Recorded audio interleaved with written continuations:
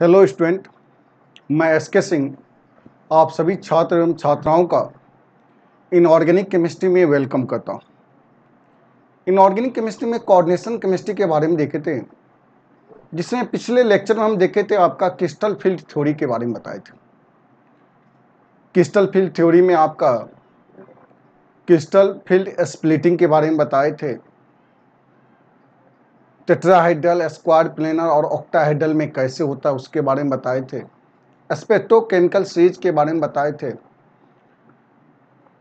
Crystal field stabilization energy के बारे में बताए थे, crystal field stabilization energy octahedral का, टेट्राहेड्रल का, इसके बीच रिलेशन बताए थे और कॉन्सेप्ट ऑफ पेयरिंग के बारे में बताए थे।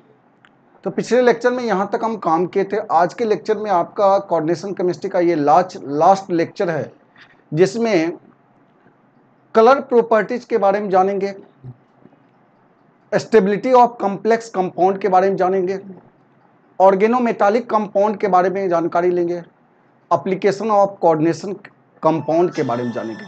तो ये सारे के सारे बारे में डिटेल से स्टडी करेंगे आपका। चलिए स्टार्ट करें। कलर प्रॉपर्टी,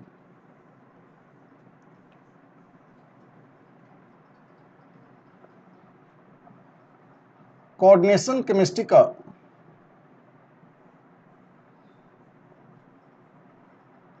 लेक्चर हमारा 10 है, लास्ट लेक्चर है 10, जिसमें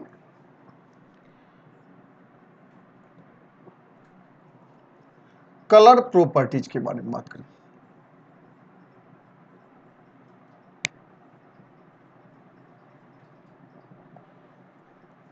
कलर प्रॉपर्टीज में कहा जाए तो कहेंगे कोऑर्डिनेशन कंपाउंड जो होता है वो कलर प्रॉपर्टीज शो करता है। इसके पीछे कॉज है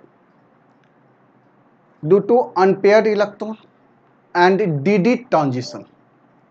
अनपेयर्ड इलेक्ट्रॉन और डी ट्रांजिशन के कारण ये कोऑर्डिनेशन कंपाउंड शो करता है कलर प्रॉपर्टीज। तो फर्दर डी ट्रांजिशन है क्या? इसका मतलब एक डी ऑर्बिटल से दूसरे डी ऑर्बिटल में जंपिंग करना।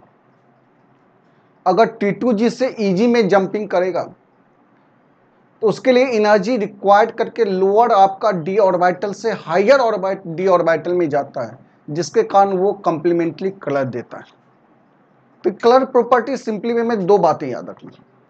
कोई भी कोऑर्डिनेशन कंपाउंड अगर कलर प्रॉपर्टी शो करता है तो इसके पीछे दो कॉज है। पहला कॉज है आपका अनपेयर्ड इलेक्ट्रॉन उसके पास है, और दूसरा कॉज है d transition.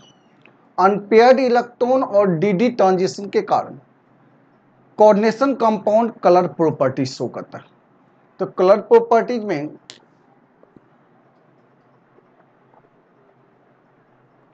Coordination compound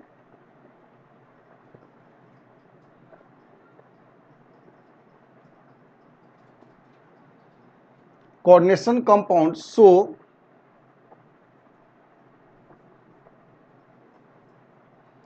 colour properties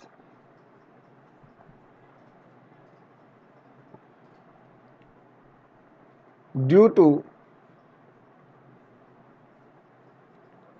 presence of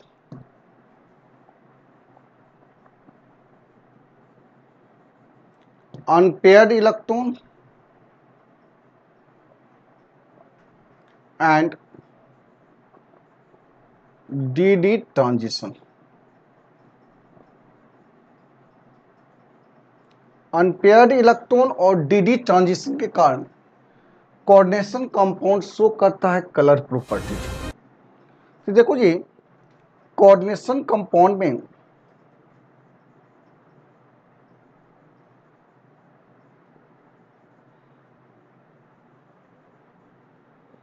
coordination compound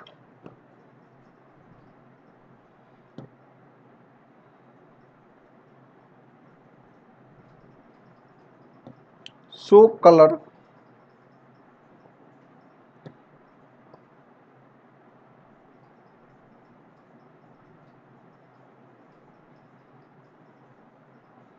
properties due to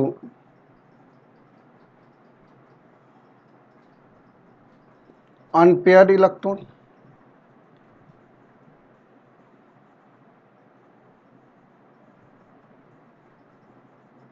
दूसरा d transition.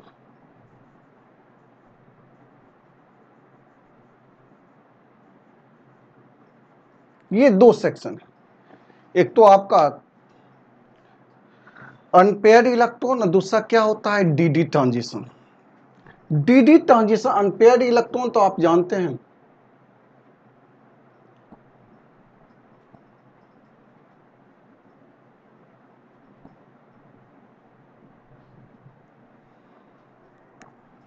Single electron,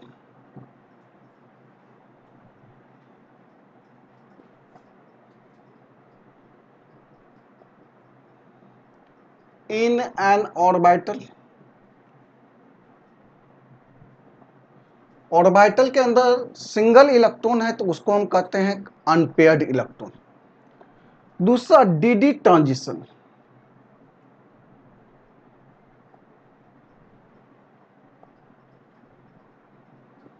D transition, d transition कहेंगे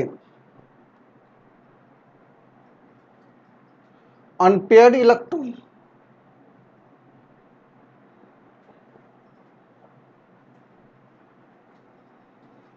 unpaired electron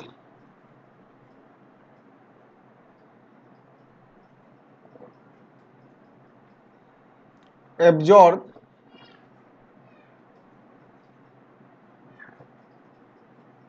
visible light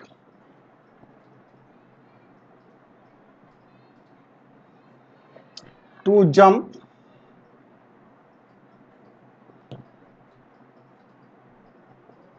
from lower d orbital to higher d orbital। Lower d orbital से अगर higher d orbital की ओर अगर jump करता है electron, lower d orbital से अगर higher d orbital की ओर अगर इलेक्ट्रॉन जंप करता है अनपेयर्ड इलेक्ट्रॉन, तो उसके लिए एनर्जी चाहिए। वो विजिबल लाइट का एनर्जी एब्जॉर्ब करता है, जिसके कारण लोअर डी ऑर्बिटल से अनपेयर्ड इलेक्ट्रॉन जंप करके हायर डी ऑर्बिटल में जाता है और वो कलर शो करता है। जैसे एक छोटा सा एग्जांपल लेते हैं, जैसे आपका Ti H2O का whole 6 3+ is violet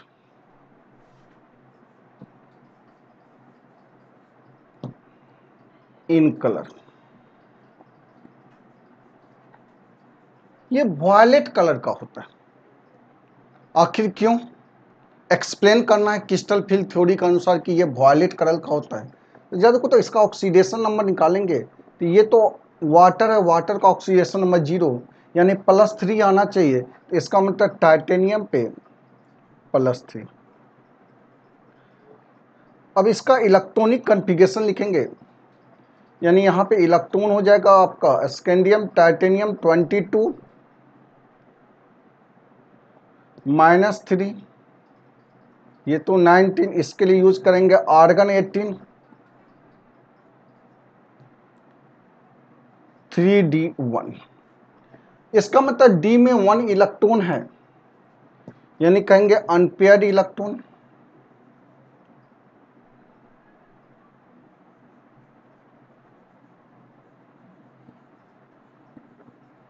unpaired electron इसका 1 हो जाएगा। और ये अनपेयर्ड इलेक्ट्रॉन डी में कोऑर्डिनेशन नंबर 6 है।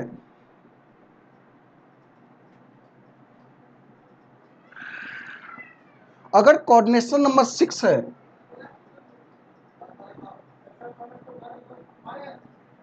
इसमें 2 ऑर्बिटल हो गए। देखो ऐसे कोऑर्डिनेशन नंबर अगर 6 है, इसमें 2 ऑर्बिटल होंगे, ये होगा T2G और Eg orbital.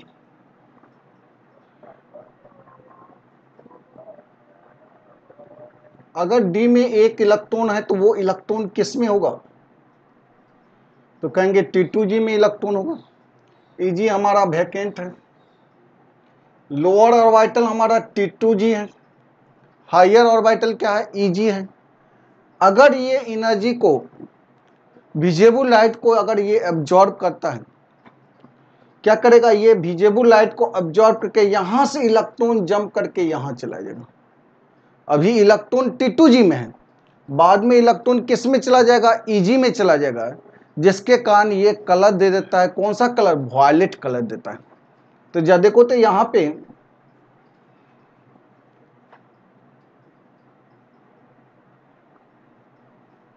Absorb visible light,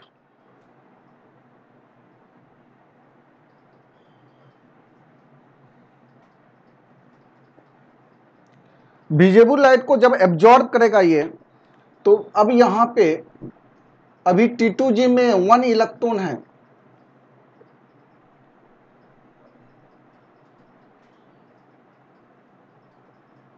T2g में आपका नो अनपेयर्ड इलेक्ट्रॉन, इसमें अनपेयर्ड इलेक्ट्रॉन नहीं होगा। Eg में जो है आपका एक अनपेयर्ड इलेक्ट्रॉन होगा। इसी ट्रांजिशन को कहते हैं dd ट्रांजिशन, जिसके कारण ये कौन सा कलर देता है, वॉयलेट कलर देता है। इसका मतलब ये कंप्लीमेंट्री कलर होता है। ये कंप्लीमेंट्री कलर के बारे में बात करें, याद रखना आपका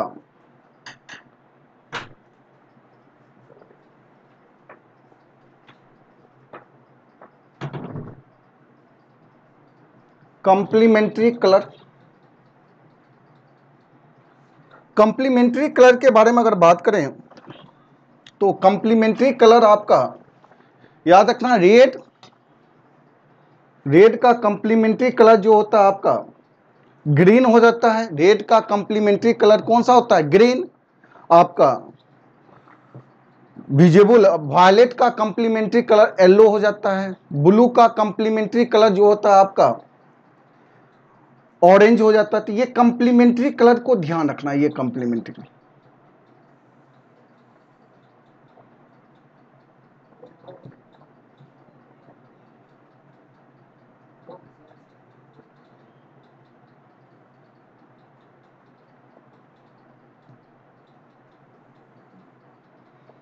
ये इसका मतलब कि यहाँ रेड है, रेड का कंप्लीमेंट्री कलर आपका ग्रीन हो जाएगा। वॉयलेट का कंप्लीमेंट्री कलर आपका येलो हो जाएगा। ब्लू का कंप्लीमेंट्री कलर क्या हो जाएगा, ऑरेंज हो जाएगा। तो ये हमारा कंप्लीमेंट्री कलर है आपका। रेड का कंप्लीमेंट्री कलर ग्रीन, ब्लू का कंप्लीमेंट्री कलर ऑरेंज, वॉयलेट का क्या होता है, येलो होता है। तो ये ध्यान रखना आपका, ये विजिबल लाइट में जैसे रेड लाइट को एब्जॉर्ब करेगा, तो रेड लाइट को जब एब्जॉर्ब करेगा तो वो कॉम्प्लेक्स कंपाउंड कौन सा कलर देगा, तो ग्रीन कलर देगा। अगर आपका येलो लाइट को ये एब्जॉर्ब करता है तो कि T2g से Eg में इलेक्ट्रॉन जाएगा। अभी यहाँ पे T2g में एक इलेक्ट्रॉन था, इसमें अगर कहा जाए T2g में एक इलेक्ट्रॉन है, Eg में क्या है, 0 इलेक्ट्रॉन। अब T2g में 0 इलेक्ट्रॉन हो जाएगा, Eg के पास क्या होगा, एक इलेक्ट्रॉन होगा। इसका मतलब यहां से जो इलेक्ट्रॉन जंप करके यहां आया, तो ये कौन सा कलर को एब्जॉर्ब किया, येलो कलर को एब्जॉर्ब किया, जिसके कारण ये कंप्लीमेंट्री कलर कौन सा दे दिया, वॉयलेट कलर दे दिया। तो ये याद रखना, कंप्लीमेंट्री कलर होता है रेड का आपका ग्रीन होता है, ब्लू का ऑरेंज होता है, और वॉयलेट का येलो होता है, या येलो का कौन सा होगा, वॉयलेट होगा। तो ये कंप्लीमेंट्री कलर को ध्यान रखना। चलिए इसको जल्दी से स्क्रीनशॉट ले लो।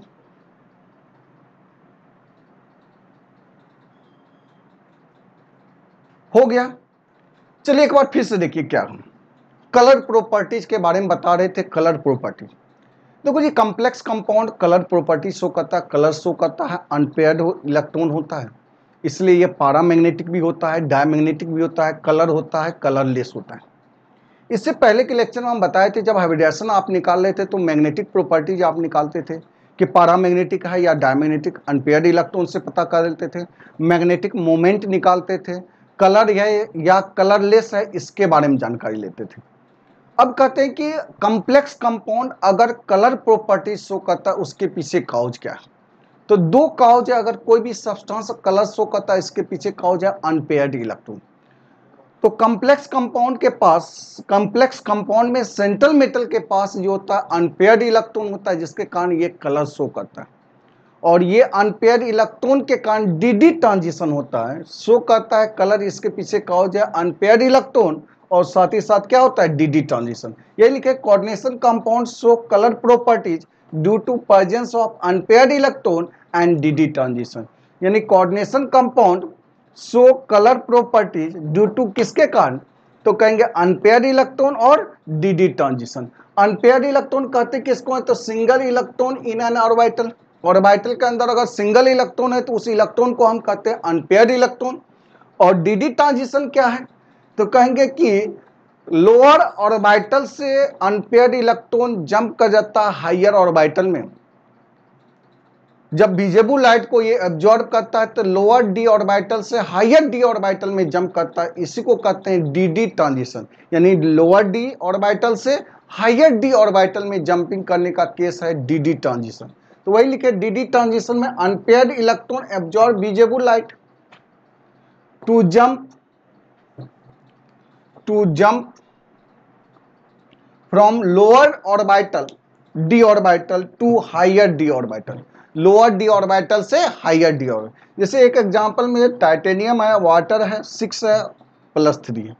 ये कह रहा वायलेट इन कलर, इसका कलर वायलेट होता है, बट वाई, क्यों?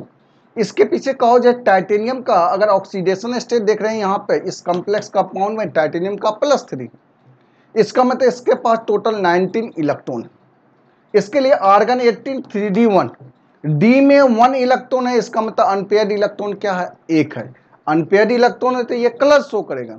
अभी क्या करता है, ये आपका डी में जो आपका कोऑर्डिनेशन नंबर 6 है, इसमें 2 पार्टीशन होगा T2G और EG। T2 कोऑर्डिनेशन नंबर 6 में बताए थे T2G का एनर्जी कम होता है और EG का एनर्जी क्या होता है, ज्यादा होता है। तो पहली जो इलेक्ट्रॉन होगा, शुरुआत में जो इलेक्ट्रॉन रहेगा वो किसके पास होगा, T2G के पास। जब ये विजिबल लाइट इसको एब्जॉर्ब करेगा, ये इलेक्ट्रॉन विजिबल लाइट के एनर्जी को एब्जॉर्ब करता है, जिसके कारण ये जंप करके किस में चला जाता है, EG में चला जाता है, और जंप करके EG में जाता है, जिसके कारण ये कलर देता है। कंप्लीमेंट्री कलर के बारे में बात करें, जो विजिबल लाइट से एब्जॉर्ब करता है उसका कंप्लीमेंट्री कलर, तो वायलेट का कंप्लीमेंट्री कलर होता है येलो, रेड का कंप्लीमेंट्री कलर होता है ग्रीन, ब्लू का कंप्लीमेंट्री कलर क्या होता है, ऑरेंज होता है। चलिए अगला देखते हैं।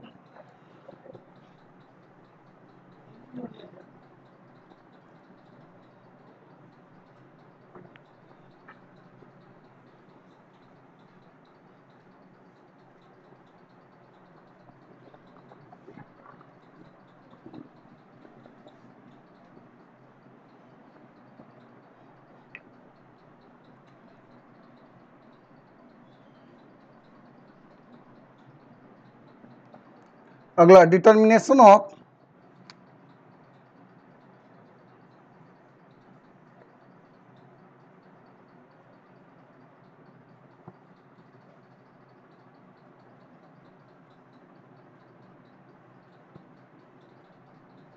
Stability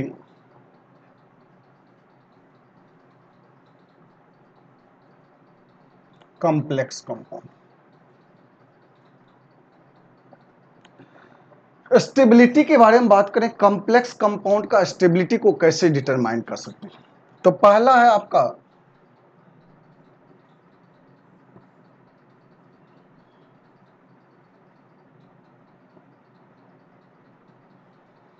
stability constant,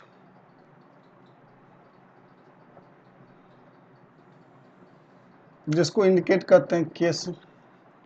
stability constant के बारे में बात करें, अगर स्टेबिलिटी कांस्टेंट जितना ज्यादा होगा उस कॉम्प्लेक्स कंपाउंड का स्टेबिलिटी उतना ही ज्यादा होगा।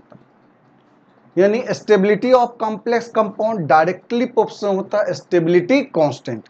जितना ज़्यादा स्टेबिलिटी कांस्टेंट होगा, यानी स्टेबिलिटी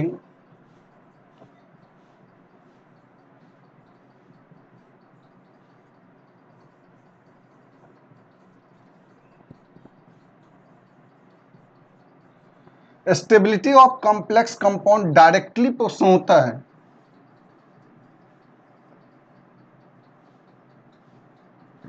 स्टेबिलिटी कांस्टेंट।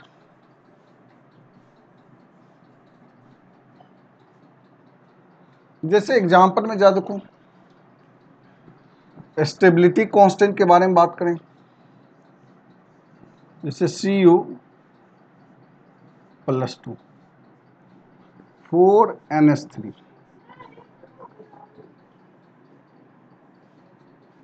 यहां से CuNH3 का होल 4, इस पे +2। अगर इसका स्टेबिलिटी कांस्टेंट निकालेंगे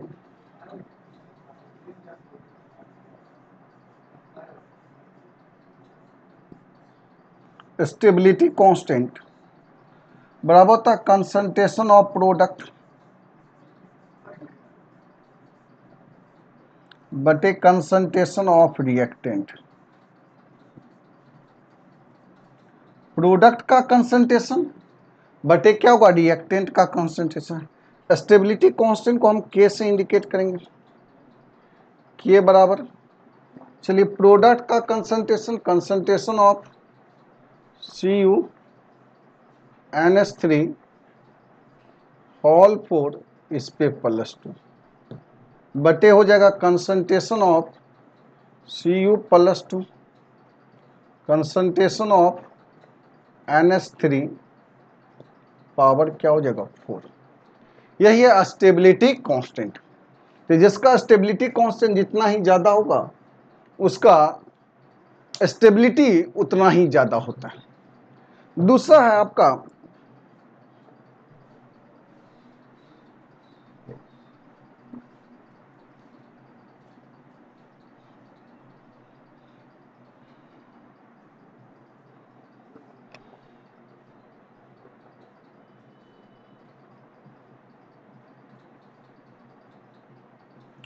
ऑक्सीडेशन नंबर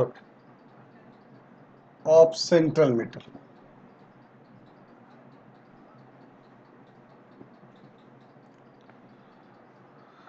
इसका मतलब क्या, oxidation number of central metal के पास जितना ज्यादा ऑक्सीडेशन नंबर होगा उसका स्टेबिलिटी उतना ही क्या होगा, ज्यादा होगा। तो कहेंगे higher the oxidation number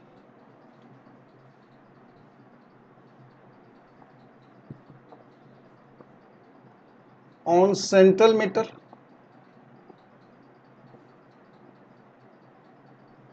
greater will be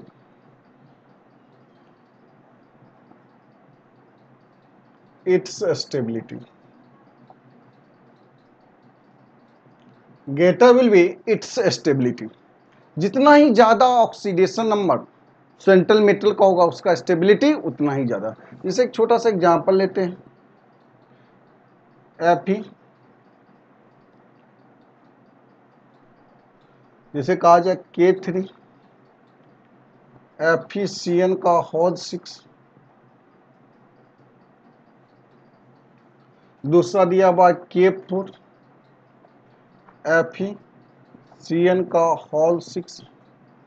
ठीक है, ये दोनों में कौन मोर स्टेबल होगा, तो यहां कहेंगे आपका +3, ये -6, यहां क्या हो जाएगा +3, यहां हो जाएगा +4 -6, ये क्या हो जाएगा +2।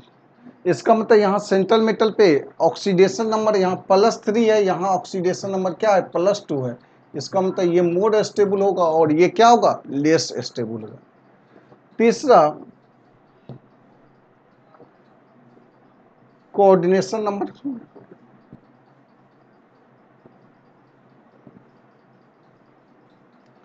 कोऑर्डिनेशन नंबर के बारे में बात करें तो कोऑर्डिनेशन नंबर में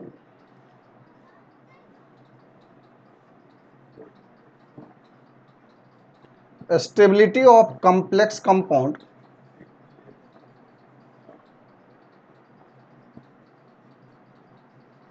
डायरेक्टली पोर्शन होता है coordination number.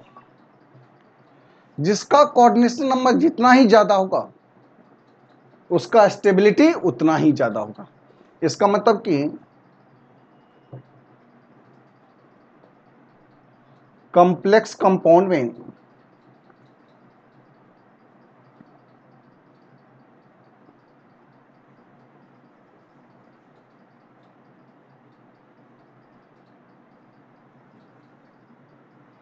Coordination number 4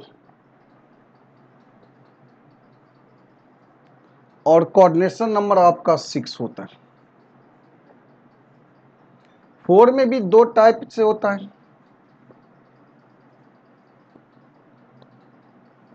sp3 और आपका dsp2। ये ना होगा। कोऑर्डिनेशन नंबर 6 में भी आपका d2sp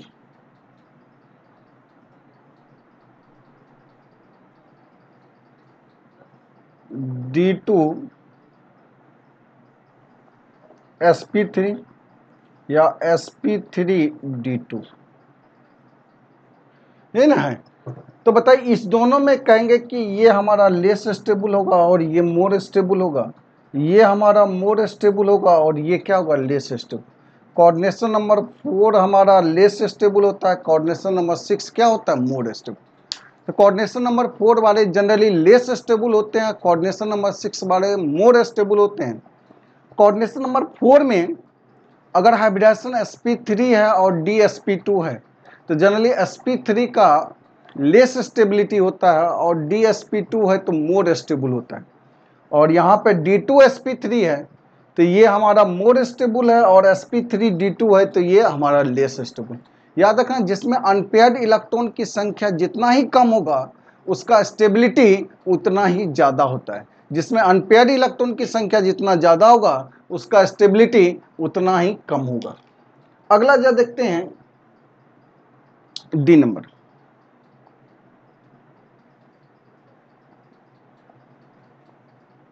लिगॉन्स।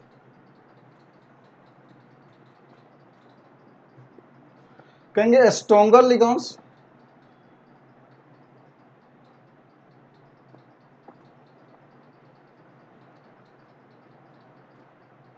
More stable than weaker लिगॉन्स।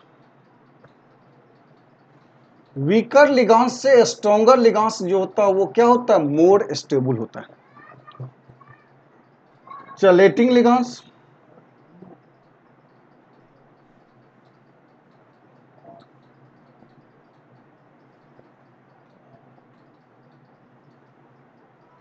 chelating ligands is more stable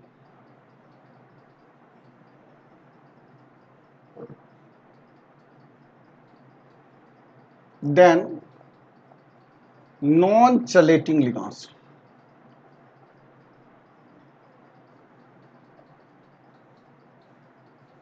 यानी चलेटिंग लिगांस ज्यादा स्टेबल होता है किससे, नॉन चलेटिंग। जैसे लिगांस में आपको कहा जाए कहीं पे कार्बोनाइल है तो वो सबसे ज्यादा स्टेबल होगा, उसके बाद साइनाइड हो गया, उसके बाद आपका NH3 हो गया, सो इस तरह से मूव करेगा। चलेटिंग लिगांस में कहते हैं EN, ये मोर स्टेबल होता है। नॉन चलेटिंग लिगांस जैसे आपका EN हो गया, ऑक्जिलेटो हो गया, ये सब मोर स्टेबल होगा किसकी तुलना में, तो नॉन चलेटिंग लिगांस जैसे H2O के बारे में बात करें, CN के बारे में बात करें, NH3 के बारे में बात करें, इस सब से ये आपका क्या होता है, मोर। ये दोनों के दोनों ये हमारा चलेटिंग लिगांस से साइक्लिक कंपाउंड का जो फॉर्मेशन करता है वैसा लिगांस, यानी पॉलीडेंटेड लिगांस जो होता है वो चलेटिंग लिगांस रहता है, मोनोडेंटेड लिगांस जो होता है वो नॉन चलेटिंग होता है। तो मोनोडेंटेड लिगांस लेस स्टेबल होगा जबकि पॉलीडेंटेड लिगांस जो होता है वो मोर स्टेबल होता है। चलिए इसको जल्दी से स्क्रीनशॉट ले लें।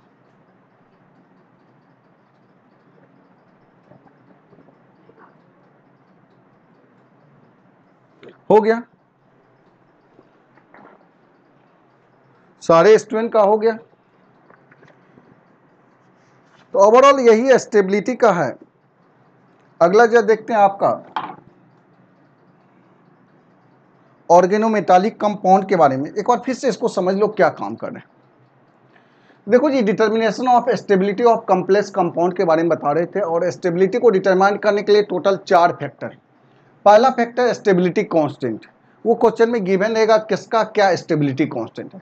जिसका स्टेबिलिटी कांस्टेंट जितना ही ज़्यादा है, एक तरह का ये इक्विलिब्रियम कांस्टेंट होता है। स्टेबिलिटी कांस्टेंट एक तरह का इक्विलिब्रियम कांस्टेंट है, और जिसका स्टेबिलिटी कांस्टेंट जितना ही ज़्यादा होगा वो कॉम्प्लेक्स कंपाउंड उतना ही ज़्यादा स्टेबल होगा।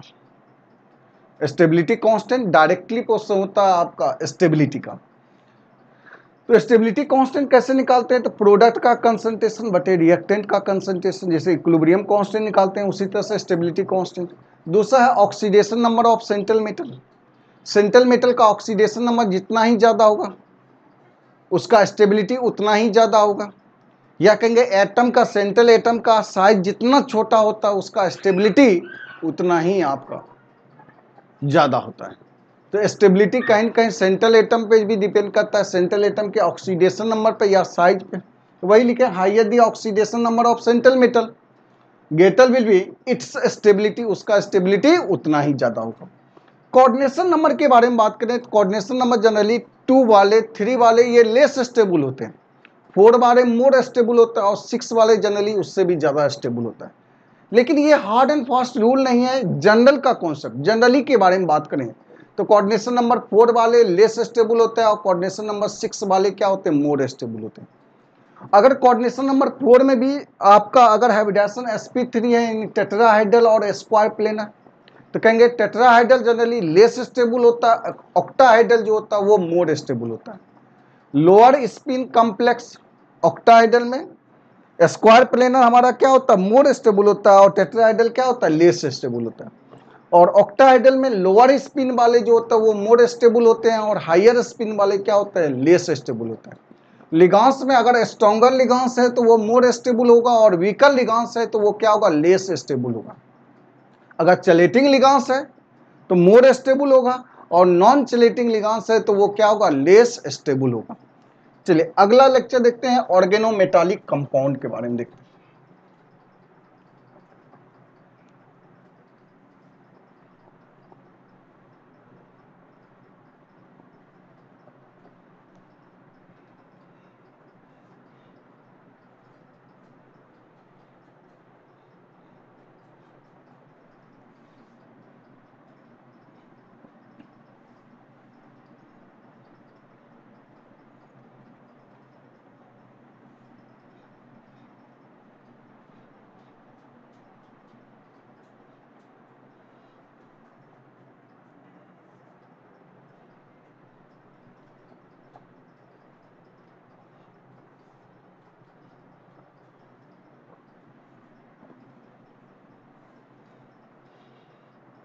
चलिए अगला,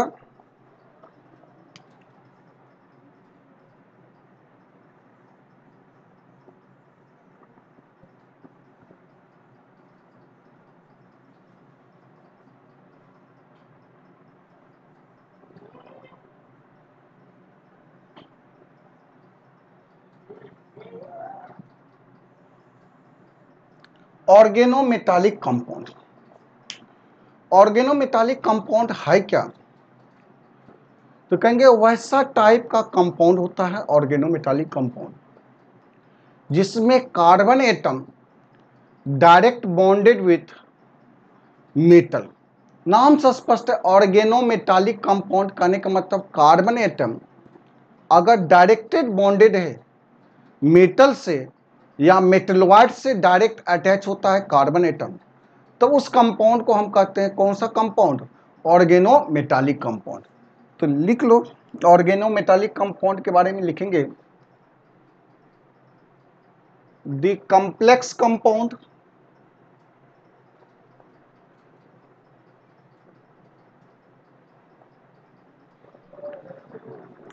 in which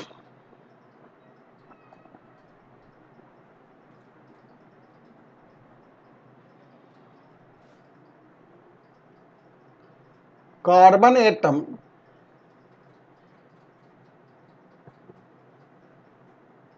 direct bonded with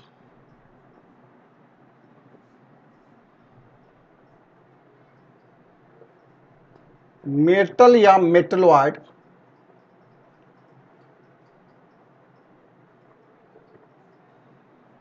is known as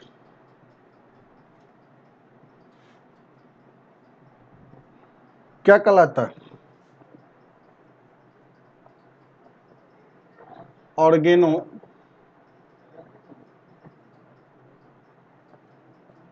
metallic compound.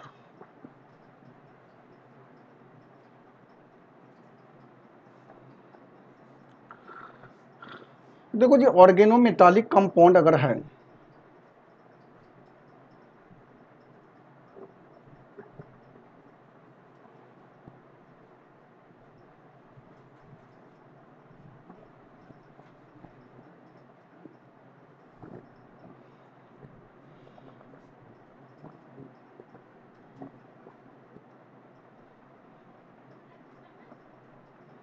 Oregano metallic compound में बॉन्ड जो होगा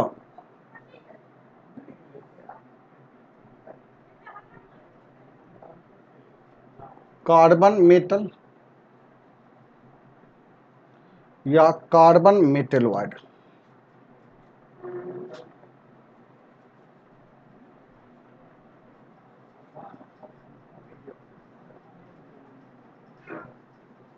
मेटलॉइड में आप जनरली जानते हैं बोरोन हो गया, सिलिकॉन हो गया, आपका आर्सेनिक हो गया, ईटीसी, ये सब मेटलॉइड है।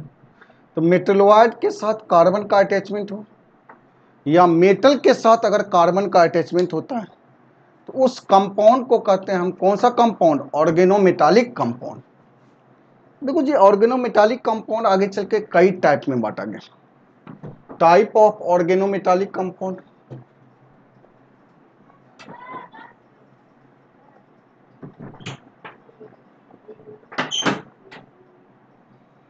Type of organometallic compound,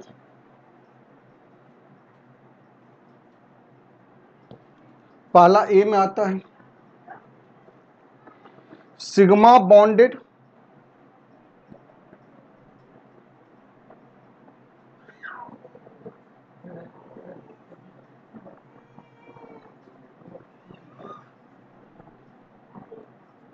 sigma bonded organometallic compound.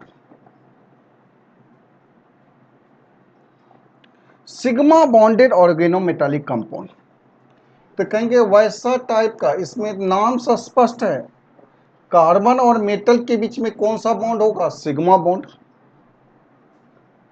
यानी formation of sigma bond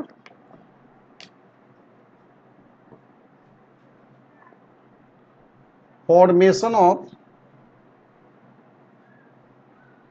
sigma bond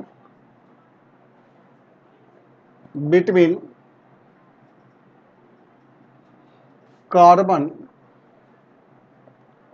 and non metal, sorry carbon and metal.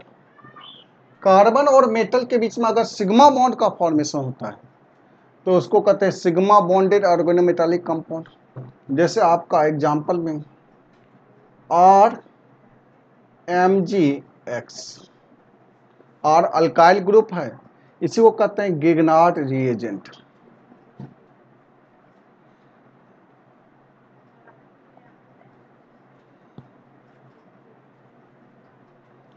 जो कि ऑर्गेनोमेटालिक कंपाउंड है। जैसे आपका R2Zn के बारे में बात करें, जैसे आपका CH3 हॉल 3 Al के बारे में बात करें, जैसे आपका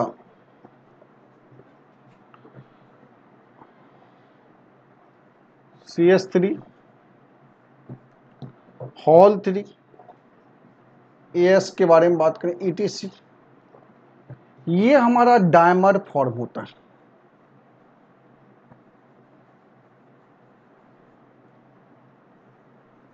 ये जब भी नेचर में पाया जाता है डायमर फॉर्म में, इसके पीछे कॉज है स्टेबिलिटी। ये आपका कहते हैं बनाना बॉन्ड का फॉर्मेशन करता है या ब्रिज बॉन्ड का फॉर्मेशन करता है, जिसके कारण डायमराइजेशन शो करता है। अगर देखेंगे एल्युमिनियम, देखो ये एल्युमिनियम है, ये CH3 CH3 CH3 CH3 Al, इधर CH3 और CH3 है ना, यही हमारा ब्रिज होता है। ये जो है ये आपका ब्रिज बॉन्ड का फॉर्मेशन करता है, ब्रिज बॉन्ड। तो ये डायमराइजेशन शो करता है, डायमर फॉर्म होता है ड्यू टू वैकेंट ऑर्बिटल के कारण। तो इसको कहते हैं sigma bonded organometallic compound. B में आता है pi bonded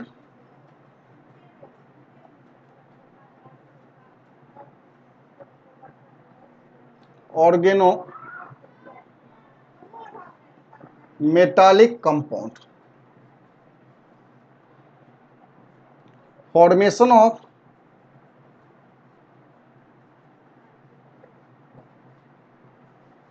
pi bond in between carbon and non-metal, sorry carbon and metal. Carbon और मेटल के बीच में अगर पाई बॉन्ड का फॉर्मेशन होता है तो उसको कहते हैं पाई बॉन्डेड ऑर्गेनोमेटालिक कंपाउंड। जल्दी से स्क्रीनशॉट ले लो।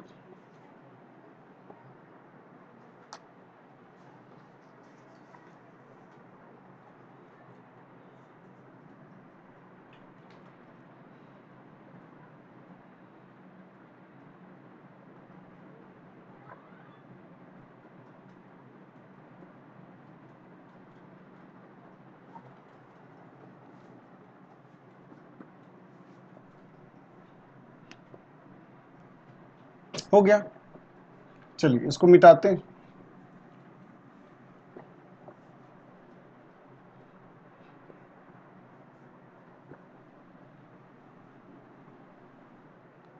पाई बॉन्डेड ऑर्गेनोमेटालिक कंपाउंड में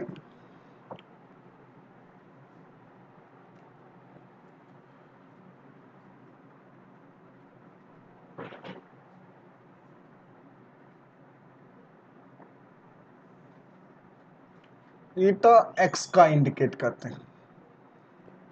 पाई बॉन्डेड जब भी ऑर्गेनोमेटालिक कंपाउंड होगा तो ईटा पे पावर एक्स, यहां पे ये एक्स जो है नंबर ऑफ कार्बन एटम। जैसे एग्जांपल में जा देखो के PT Cl3 C2H4, अगर ये अब या तो कोई इसमें सॉरी यहाँ पे जैसे पाई बॉन्ड जहां आएगा वहां ईटा टर्म यूज करेंगे, ईटा 2C2H4। ये जहां पे सिंबॉलिक रिप्रेजेंटेशन है, इसका जहां पे सिंबॉलिक रिप्रेजेंटेशन है, या तो बॉक्स के अंदर यहां पे आपका देखो, या तो ऐसे लिखो बॉक्स ईटा 2C2H4। ये इंडिकेट करता है कार्बन की संख्या 2 है तो ईटा पावर 2 होगा। तो ये जहां पर ये सिंबॉलिक रिप्रेजेंटेशन है, समझना ये पाई बॉन्डेड ऑर्गेनोमेटालिक कंपाउंड। इसका नाम होता है जेसस साल्ट।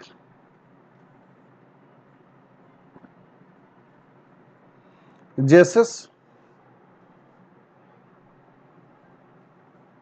साल्ट। जैसे दूसरा सेकेंड में जा देखो तुम, जैसे Fe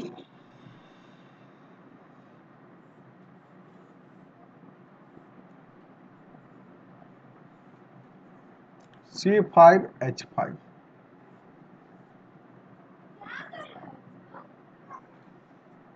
ये भी ऑर्गेनोमेटालिक कंपाउंड है। C5H5 हॉल टू, ऐसा ऐसा क्या होगा, दो गो आपका, इसका नाम होता है आपका फेरोसिन। ये ध्यान रखना, नाम को याद रखना, फेरोसिन। जैसे तीसरा Cr ईटा 6 C6H6, ये कंपाउंड, ये कॉमन नेम लिखे हैं इसका। अगर आईपीए का नेम लिखेंगे, आईपीए की इसका नाम लिखेंगे तो कहेंगे 20 साइक्लो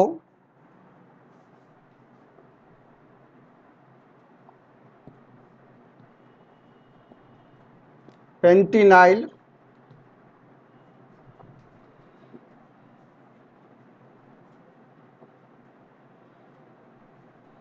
साइक्लोपेंटे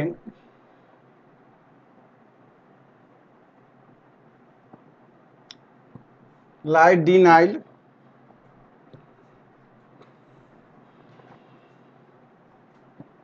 आयरन, इसका नाम लिखेंगे आपका डायबेंजिन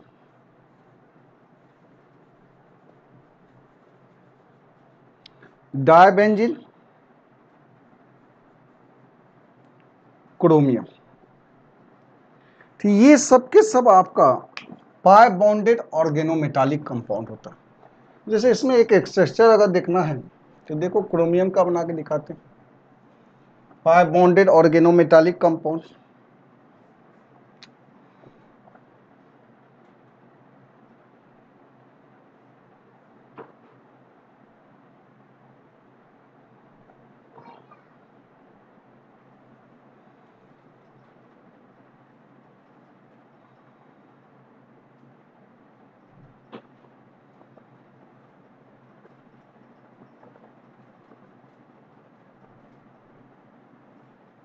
ये हमारा पाई बॉन्डेड, इसका मतलब इसके पाई बॉन्ड से इसके पाई बॉन्ड से ये क्रोमियम अटैच है, तो ये पाई bonded organometallic.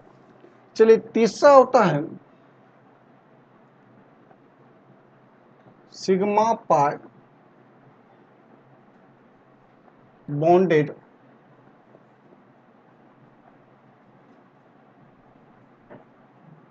Organometallic compound.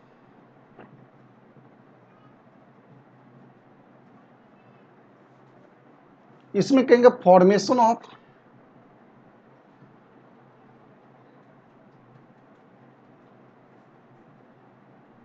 Sigma and pi bond between carbon and metal. Carbon और मेटल के बीच में अगर सिग्मा और पाई दोनों का फॉर्मेशन होता है तो उसको कहते हैं sigma pi bonded organometallic compound. इसमें आपका sigma pi bonded organometallic compound में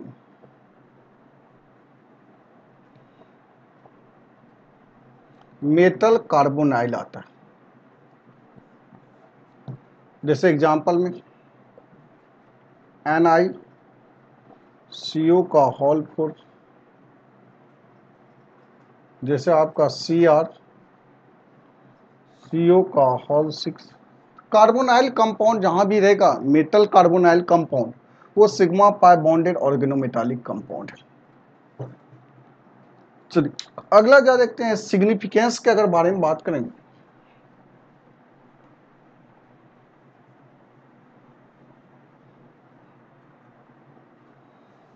significance of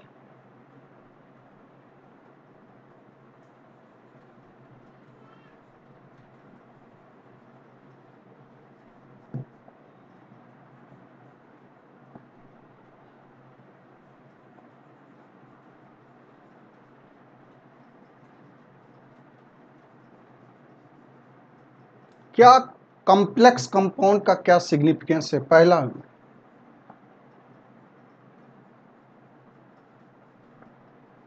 quantitative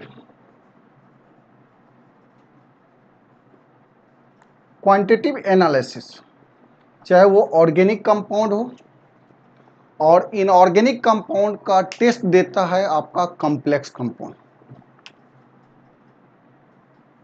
gives test of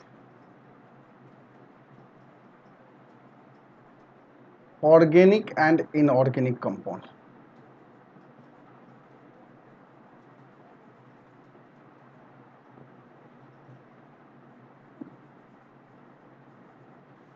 दूसरा biological importance,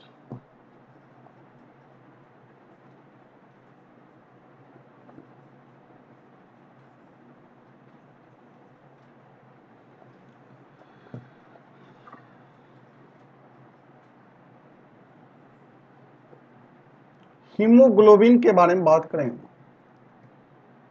Fe+2 central atom होता है।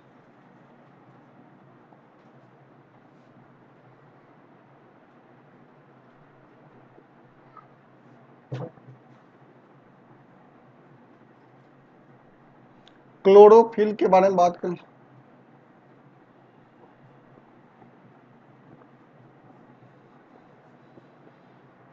जिसमें मैग्नीशियम+2 सेंट्रल एटम होता है।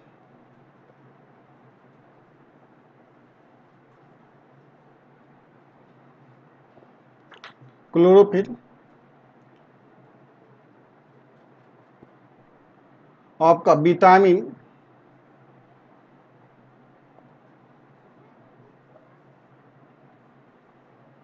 B12, इसमें कोबाल्ट-2+ सेंट्रल एटम होता है। तो ये सब बायोलॉजिकल इंपॉर्टेंस है। हीमोग्लोबिन में सेंट्रल एटम याद रखना, आयरन+2 होता है। क्लोरोफिल के बारे में बात करें, इसमें सेंट्रल एटम जो होता है मैग्नीशियम+2 होता है। विटामिन B12 के बारे में बात करें, B12 या 12 नीचे तो B12 के बारे में बात करें तो इसमें कोबाल्ट-2+ क्या होता है, सेंट्रल मेटल होता है। इसका मतलब इसका यूज करते हैं। तीसरा में आपका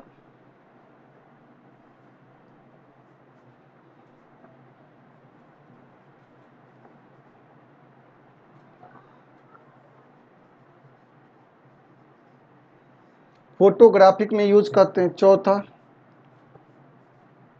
डाई के रूप में यूज करते हैं। आपका बहुत सारा इसका यूज है आपका कोऑर्डिनेशन कंपाउंड का। तो ये हमारा इंपॉर्टेंस है।